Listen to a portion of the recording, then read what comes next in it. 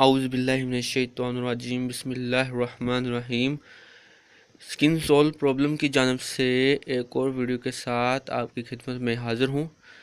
इस वीडियो में हम आज वाइटनिंग सोप के बारे में बात करेंगे। व्यूवर्स, इस सोप के इस्तेमाल से आपके चेहरे पर मौजूद तमाम किस्म के एक्ने और पिंपल्स का ख़ात्मा हो जाता है और आपके चेहरे पर मौजूद डार्क सर्कल और हेड स्पॉट भी ख़त्म हो जाते हैं। व्यूवर्स, ये एक मेडिकेटेड सोप है। इसके इस्तेमाल से आपका चेहरा बड़ा ग्लो करेगा और आपकी स्किन बिल्कुल क्लियर हो जाएगी।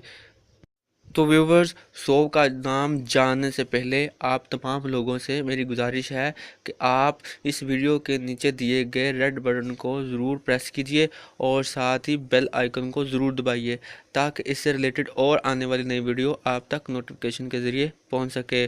तो व्यूवर्स, चलो उस सोप का नाम जान लेते हैं। उस सोप का नाम है Palmer skin success anti acne और ये एक मेडिकेटेड सोप है और इसकी तस्वीर आपको स्क्रीन पर नज़र आ रही है। अगर आप ये लेना चाहें तो आप मार्केट से इसको 250 में ले सकते हैं। तो व्यूवर्स, इसके साथ ही मुझे इजाज़त दीजिए। अल्लाह हाफिज़।